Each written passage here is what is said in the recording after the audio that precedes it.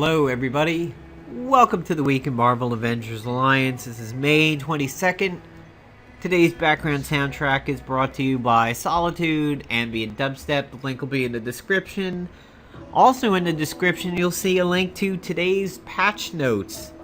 And honestly, I deleted my previous recording of the week in Marvel Avengers Alliance because I didn't know there was a patch that went along with the release of PvP. I saw the gold sale item, which was a quick action. I saw the fact that there was PvP, and I was furious. I'm like, Playdom, you're fucking trolling us. Like, you're dragging your hot, sweaty, stinky, summer, jungly, hairy ballsack across our faces with the fact that you are giving us PvP on the same week you partially ruined the game and destroyed several characters.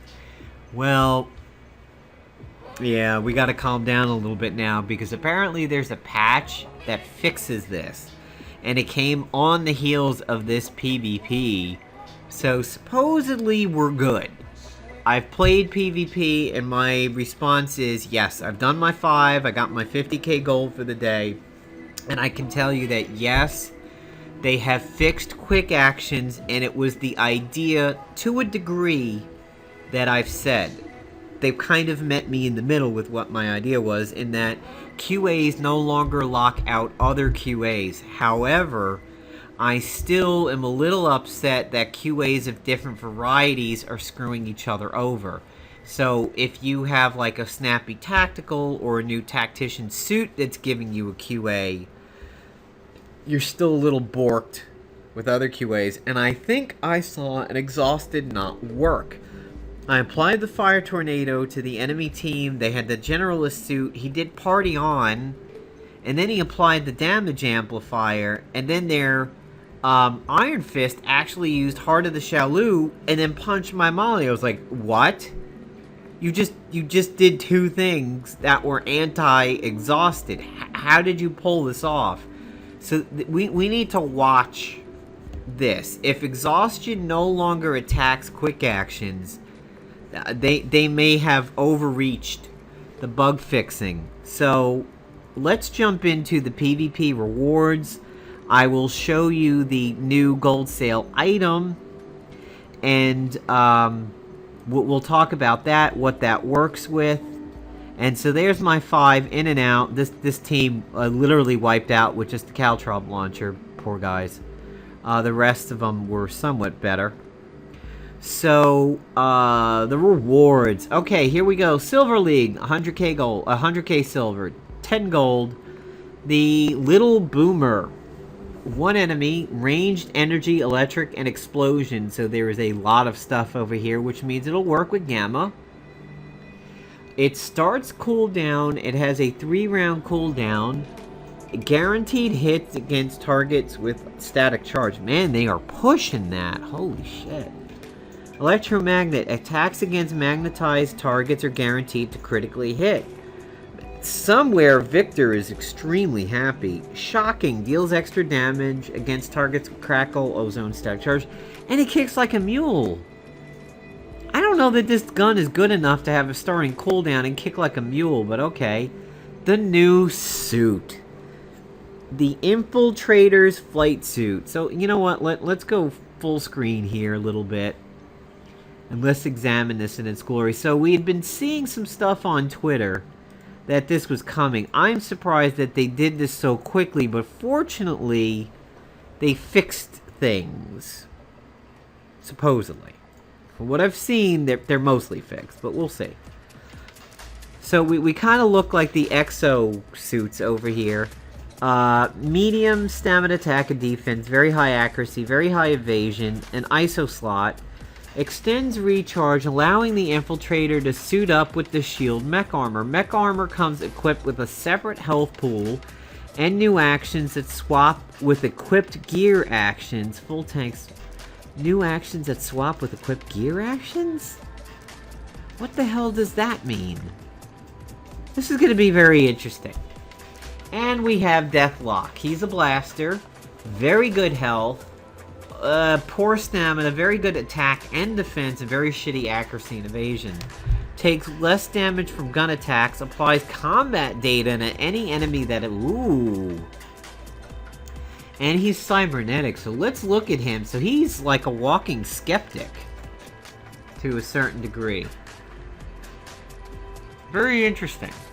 So there's Bishop, he's training. There's I Have a Hulk.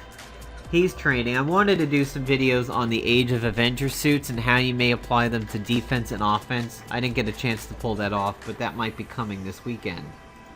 Marvel Now's Deathlok. He kind of looks like Fixer had a kid with Cyborg from DC. But we don't like DC.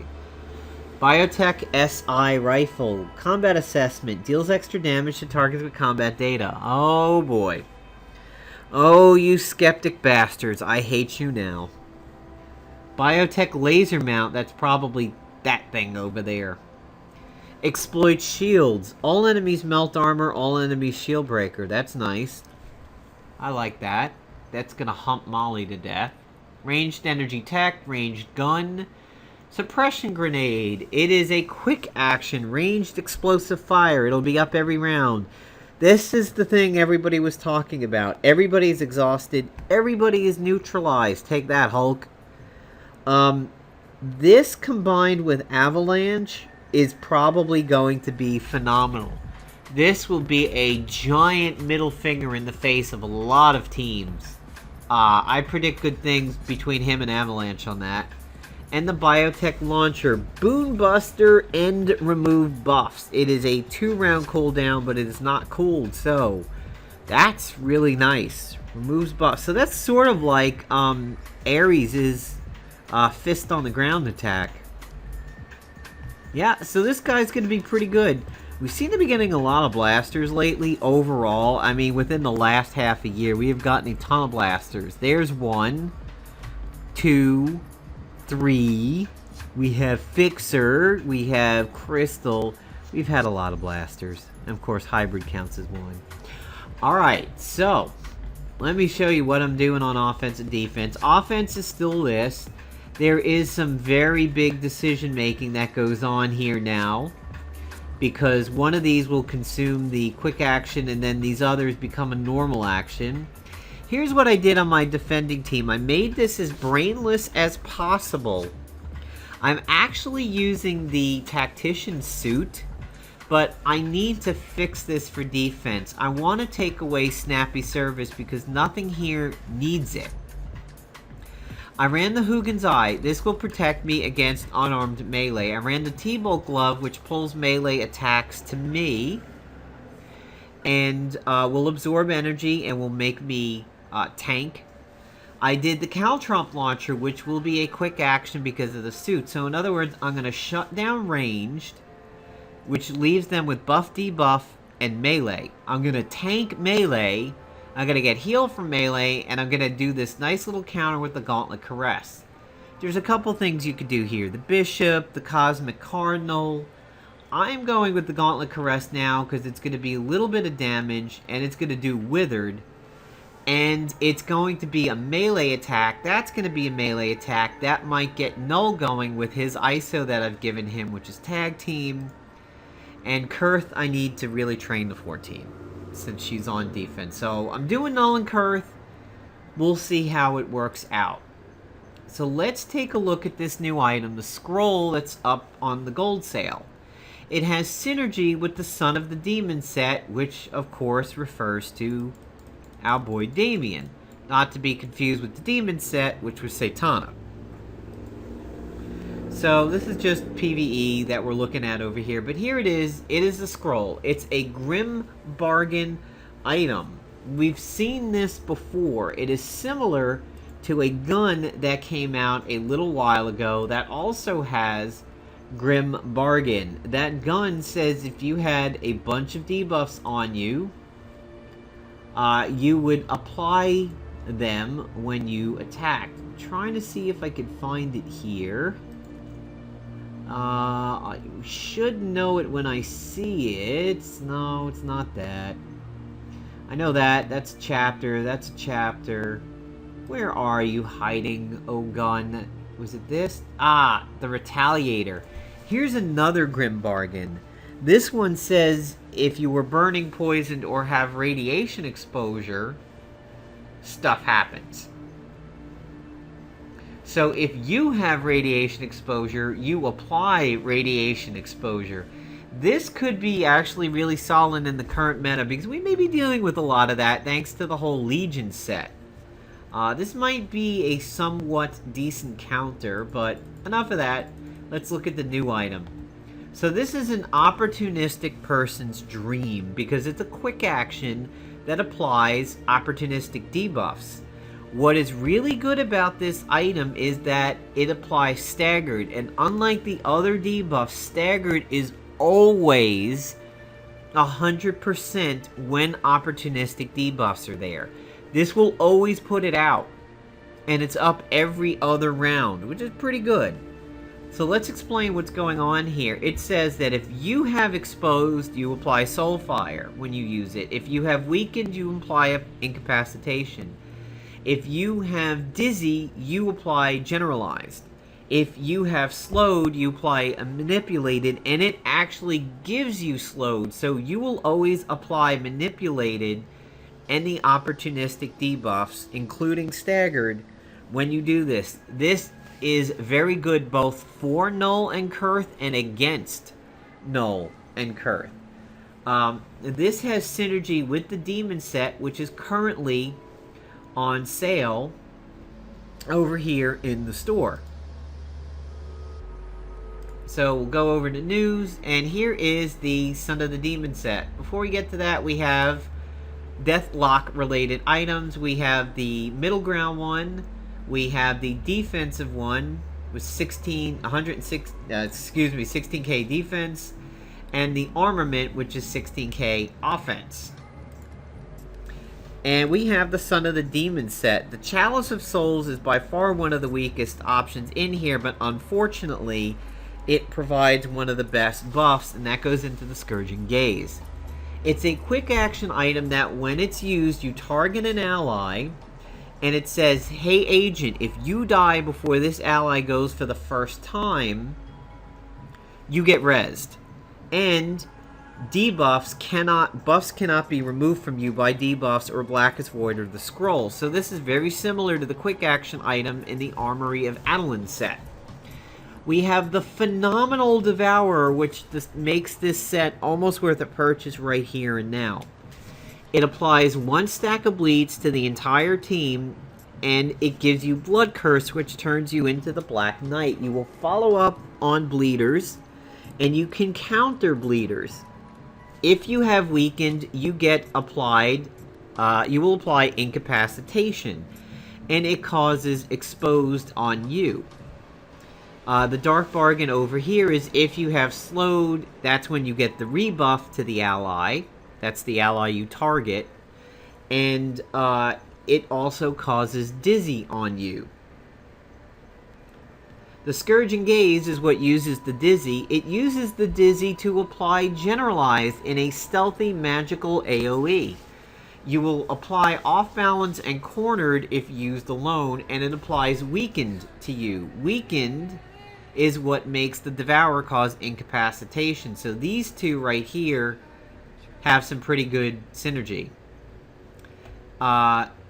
So the Heir of Hell says that you apply Bane, you apply Death Frost. If you have exposed, you will apply Soulfire, and it causes slowed. So the Heir of Hell gives Chalice of Souls a buff, and the Devourer gives the Heir of Hell a buff. Scourging Gaze, when used with Dizzy, which comes from, unfortunately, the Chalice of Souls, is this is a phenomenal combination right here. Because this is also good against Null and Kurth. Off balance will shut down his counters and Curse counters, and it will stop protection, which will be good if the agent is doing like a T-Bolt glove. The Heir of Hell and the Devourer are magic, so if you run this with the ISO that says magic equals heals, reverberation, you will have a really nice set. You could apply the Crooked Branch, and every time these two weapons fired, you would wind up with double heals. You could do the Crooked Branch and the Opportunistic Scroll and these 2 items, and that would be a really good team up. So if you ran the whole set on offense, it's not too bad, but you would want to make sure you had some bleeds in there somewhere.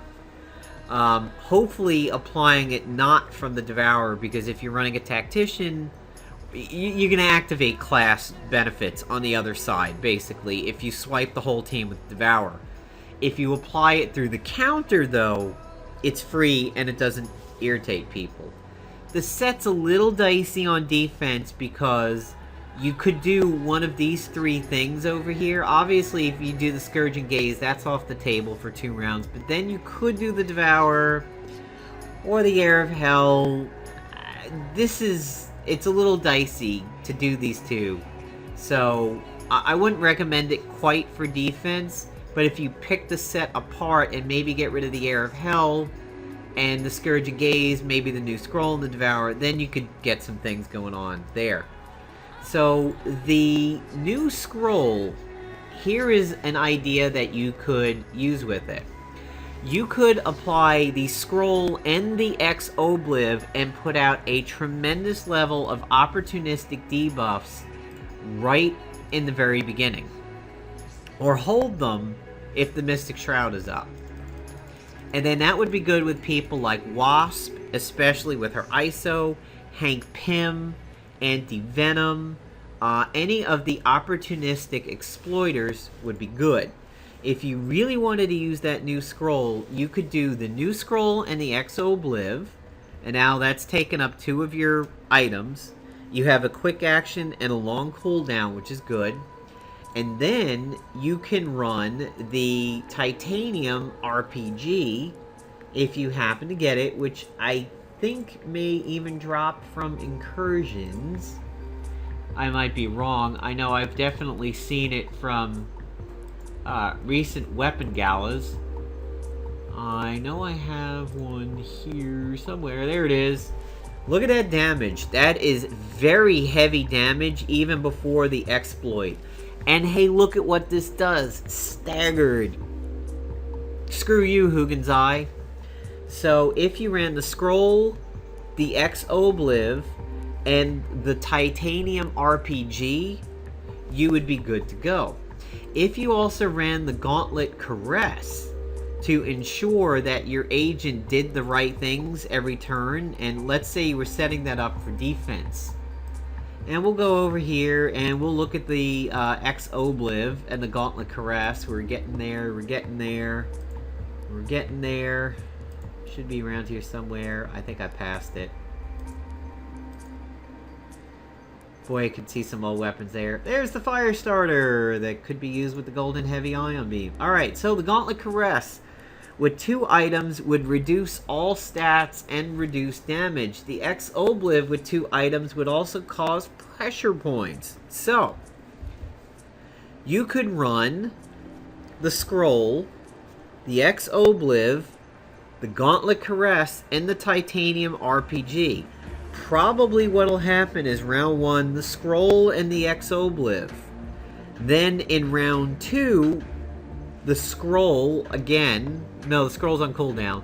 So yeah, you would just fire off the Titanium RPG.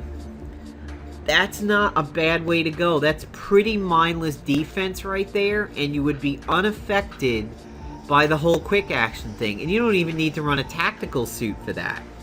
So you could run a bruiser suit to pull attacks to you for the Gauntlet Caress to go off. So there's a decent possibility right there. So again, the Gold Sail Scroll, the X-Obliv, the Gauntlet Caress, and the Titanium RPG. That certainly could work. This isn't the high emitter. Unfortunately, I don't have that yet. It's the old laser cutter. That's the Stark Synergy set. Alright, so let me show you what I'm doing on defense over here. And then I'll do one attack with my current team and show you how Team's Molly Fist was affected by the quick action. So, I have Null and I have a Kurth that I need to train.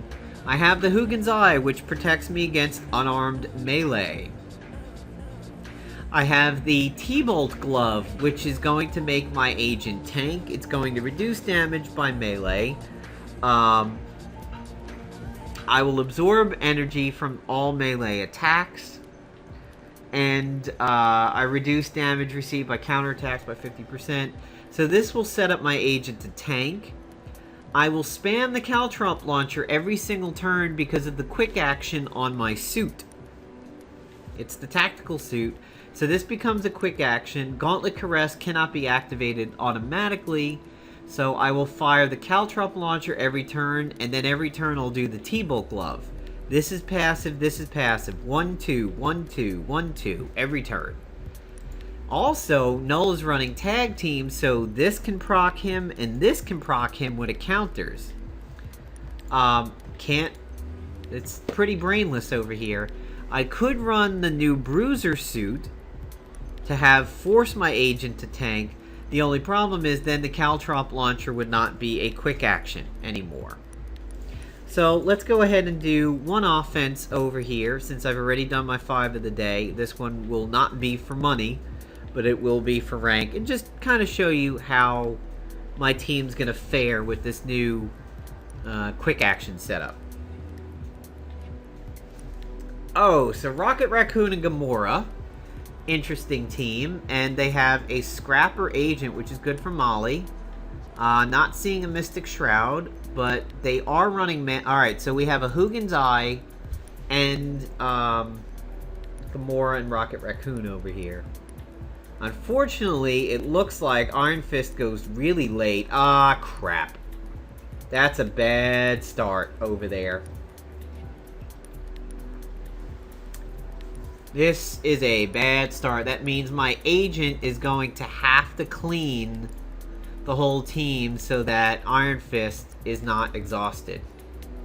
So there we are. We're forced into the Warm Zephyr. Quick action changes will not change what... Alright, there you go, folks. Look at what happened. I was exhausted and I was allowed to use a quick action item. That's thanks to the new suit. Haha. Fun stuff right there. And guess what? Rocket Raccoon can now no longer do a damn thing. Thanks to the Caltrop launcher.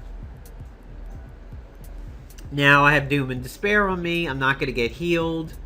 But nobody needs a heal right now. So we'll do this. And Doom procced, because Gamora's a fucking bitch. Bye, Rocket. That was nice knowing you.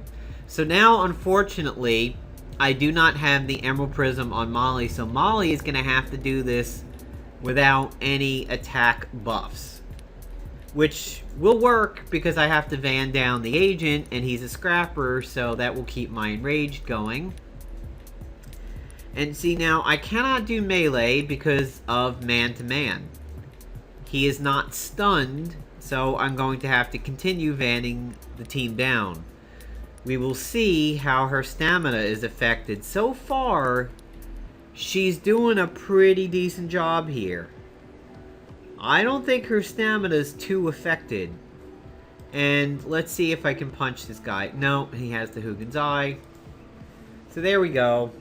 Molly got it done without having the Emerald Prism, and I survived an early attempt at being exhausted. And that's actually where I think my defensive team won't be too bad. This will always be a quick action because I cannot get exhausted in that, at least in that first round. So that should set me up. I don't have any heals or support, which could be a little dangerous, but hopefully Null and Kurth will just be able to do the massive amount of damage. I'm providing offensive support, not defensive. So we'll do one more, because that was pretty quick. And we'll see how it goes. So we have a... Oh, boy. Where does he go? Alright. Patriot is going after Iron Fist.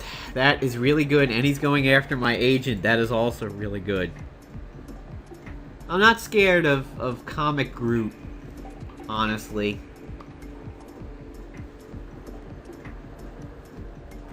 But I am scared of Iron Patriot. At all times, it is worth it to be scared of Iron Patriot. However, there's so many things that are going to shut him down now. First, what I'm going to do is apply the Emerald Prism to Molly, because Molly is in taunt mode, which means her Tantrum will be up next. And then I will apply the Caltrop Launcher, but Groot is going to wind up tanking that. So I'll be smart and do the exhaustion instead.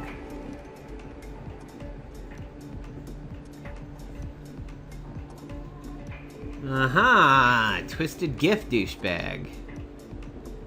Too bad it didn't really do a whole hell of a lot. What else is he doing over there? Saw something a little strange with this guy. Dark Fortitude. Okay, yeah. Poison reduction, follow-up attack.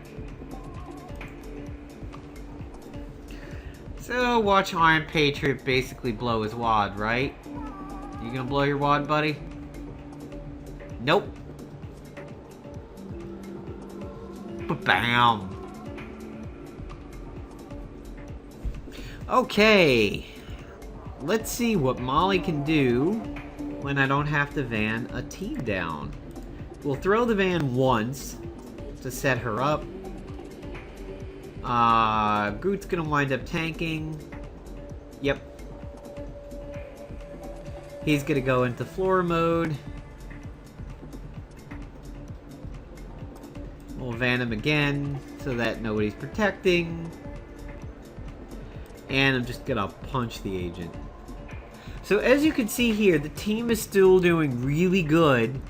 They just, you have to make tough decisions. Now, I can't, basically dump everything on the table for my agent right at the beginning there. Two of these things will need, I'll need to make a decision on. If I see a Mystic, if I go after Molly, I Emerald Prism, and then either Caltrop Launcher or the Blackest Void or the Exhaustion, depending on what's happening. If I go before Molly, I will not waste the Emerald Prism, and I will do two of these three things instead. If I do not see a Mystic, then I will probably hold the Blackest Void and do these things here. The Exhaustion and that. If I do see a Blackest Void, a Mystic on the other side, I may Blackest Void, then Exhaust. The worst combination for me now would be to go after Molly and a Mystic up. And if it's after Molly and the Mystic is up, and it's a Molly Invisible Woman team, that's going to be some very tough decision making because, I want to Emerald Prism Molly, that consumes the quick action, and then I can only do one other thing at that point. So, probably Emerald Prism and then Blackest Void and hope they attack each other. We'll see how the defense works out over here. Let's see if they've defended yet. No, they haven't.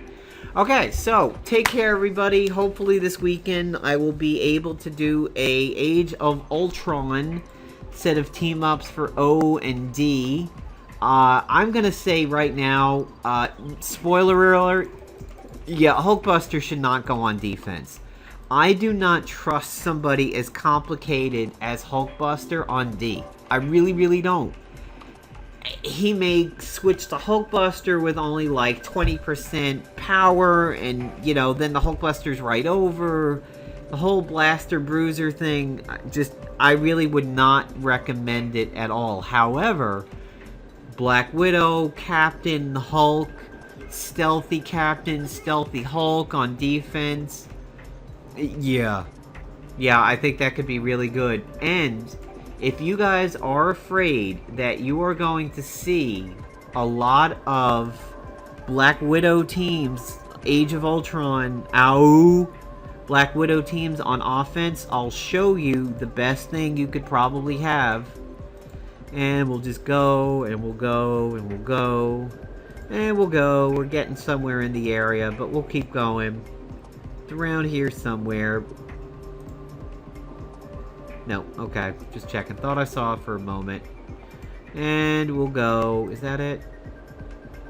There it is. Satellite support. Grenade on a stick. Scanner Sweep. Attacks against his stealthy against his character cannot be stealthy, and then eventually get the Wild Blue Yonder, which is like Deadpool. It exploits everything. This is not a quick action unless you are running Snappy Tactical. Keep that in mind. Also, you cannot be distracted or disoriented. Very, very good for Kurth, and very, very good for any stealth teams.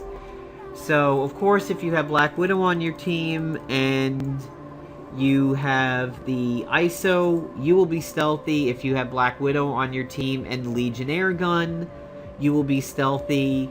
If you don't have these items, then farm for the Panther's Claw, which says you will be stealthy, plus its Vibranium and guaranteed hit and crit, just like Karnak. Stealth may make a big comeback this season, and you satellite support users will probably laugh at it. So, take care, everybody. Hope you have a beautiful late spring weekend over here. Enjoy the heat and the somewhat cool temperatures that we've got today until tomorrow, when I think it's going to get up pretty high. So, let me know what you think of PvP so far and the patches. Of course, I'll have a link in the description. Yeah. Take care, everybody.